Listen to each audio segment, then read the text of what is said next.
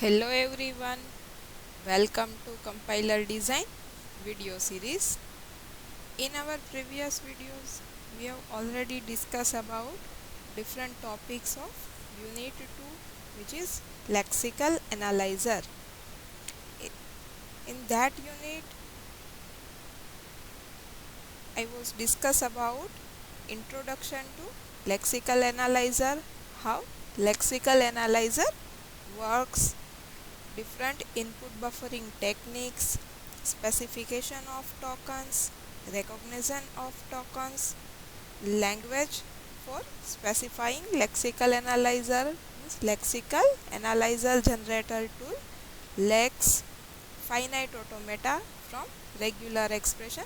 What is finite automata? Types of finite automata, how to draw finite automata from given regular expression, construct DFA without constructing NFA, and optimization of DFA. These all topics are discussed in previous videos. In this video, I will discuss about unit number 4, which is error recovery.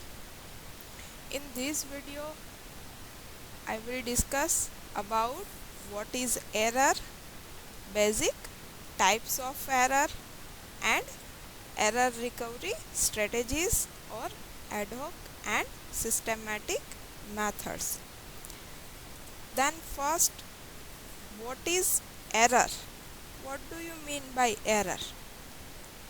Error is an action which is inaccurate or incorrect.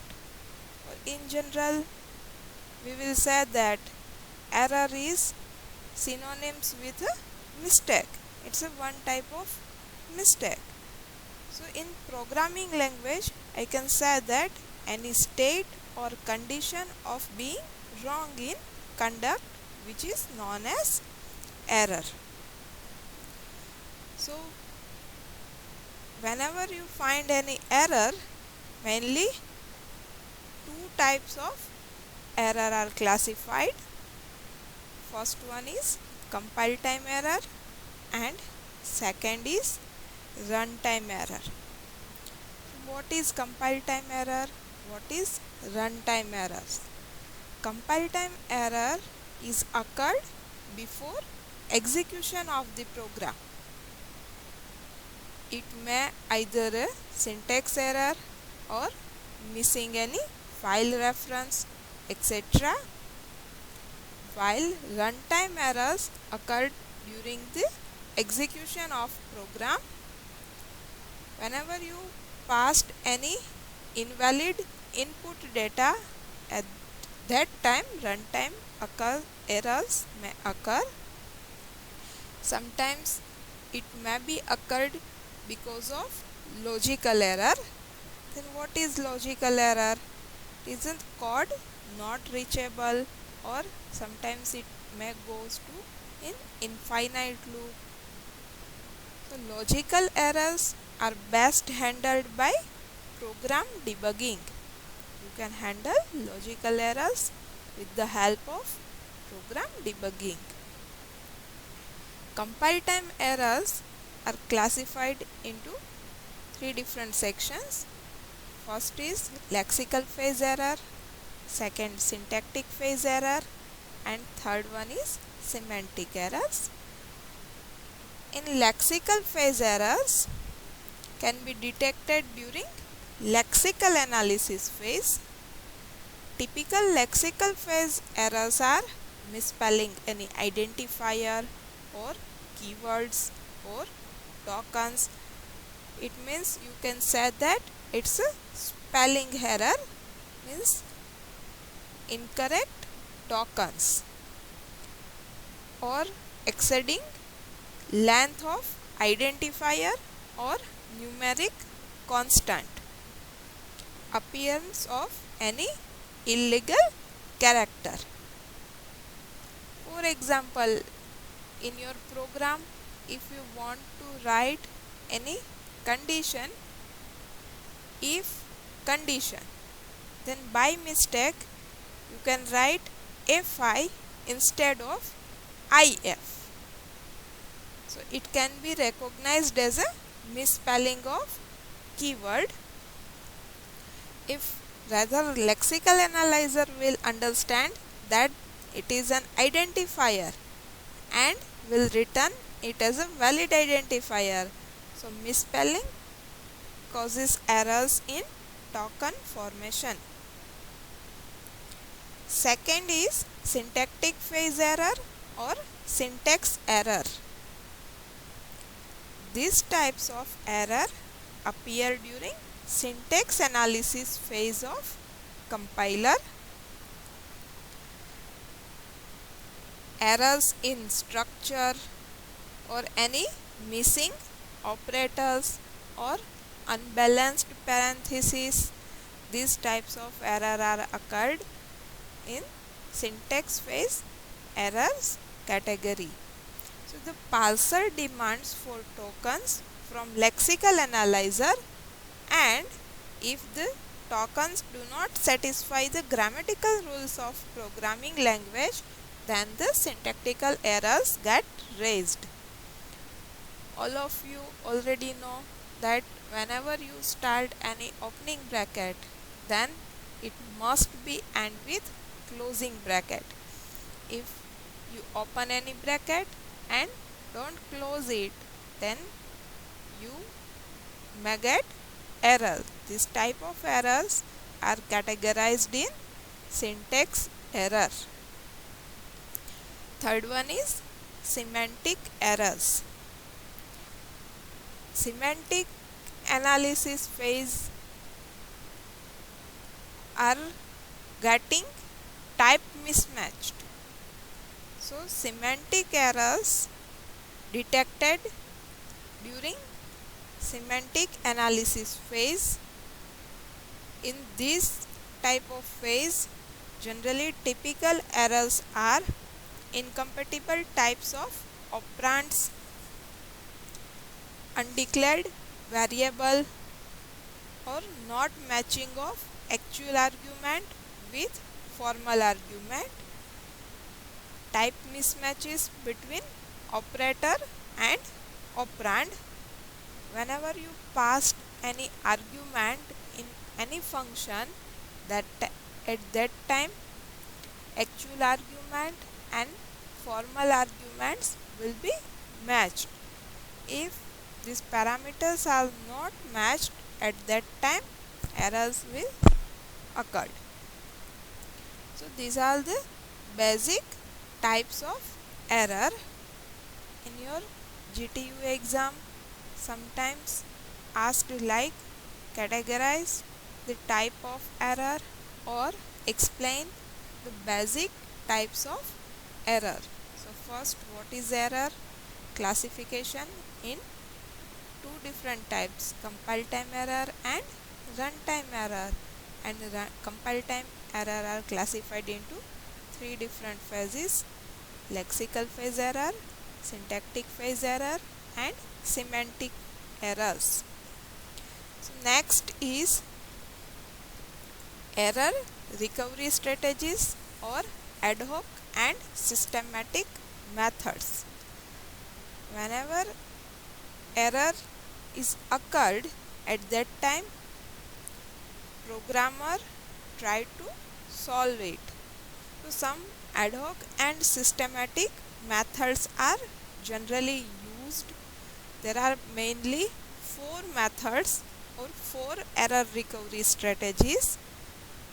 First is panic mode recovery, second is phrase level recovery, and third is error production or global correction. So let's we discuss about one by one. First is panic mode recovery. This strategy is used by most of parsing methods because this is simplest to implement.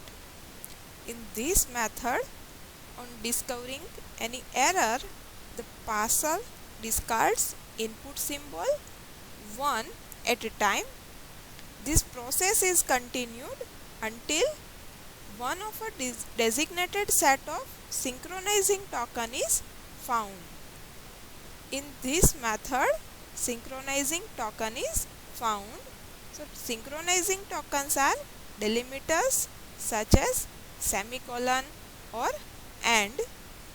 These tokens indicate an end of input statement. So thus in panic mode recovery, a considerable amount of input is skipped without checking it or additional errors. But this method guarantees not to go in infinite loop. If there is less number of errors in the same statement, then this strategy is the best choice. So whenever you find any missing semicolons or any and, at that time this type of synchronized tokens will be used. So panic mode recovery strategy is the best. Second one is phrase level recovery. In this method, on discovering an error, parser performs local correction on remaining input. Sometimes parser may correct it by self. It can replace a prefix of remaining input by some string. This actually helps parser to continue its job. Sometimes you may missing any comma or semicolon. At that time parser can add it, but it is not always possible that programmer miss it by mistakes. So the local correction can be replacing comma by semicolon, deletion of semicolons, or inserting missing semicolon. So this type of local correction is decided by compiler designer. While doing the replacement, a care should be taken for not going in infinite loop. This all done because your loop is not infinite. So this method is used in many error repairing compilers. Third is error productions. If we have good knowledge of common errors that might be encountered, then we can augment the grammar for the corresponding language with error production that generate the erroneous construct. If error production is used during parsing, we can generate appropriate error message to indicate the erroneous construct that has been recognized in the input. This method is extremely difficult to maintain because if we change grammar, then it becomes necessary to change the corresponding productions. In many programming language, you have many error handling functions. These error handling functions are used while your error is occurred. It will display the error message which type of error is occurred in your program, but it is very difficult to maintain because we change any syntax or any grammar, then your corresponding productions also will be changed. So it is very difficult to maintain.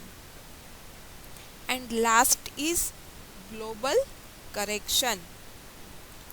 So we often want such a compiler that makes very few changes in processing an incorrect input string. So given an incorrect input string X and grammar G, the algorithm will find a parse tree for a related string Y, such that number of insertion, deletions, and changes of token required to transform x into y as small as possible. So such method increase time and space requirement at parsing time. But this global correction is thus a simply theoretical concept. It is not implemented in any practical scenario. So these four methods are used while error occurred. So sometimes in your exam questions asked like explain error recovery strategies or ad hoc and systematic methods. So you have to write these four methods. Any parser should be able to detect and report any error in the program. So it is expected that when an error is encountered, the parser should be able to handle it and carry on parsing the rest of the input. So mostly it is expected from the parser to check for error, but errors may be encountered at various stages of the compilation process. So all the phases of compiler are connected with error handler. So any phases, if error is occurred, at that time error handler is used. So this is the basic methods of error recovery strategies. So in this video we have discussed about basic types of error and error recovery strategies. Thank you.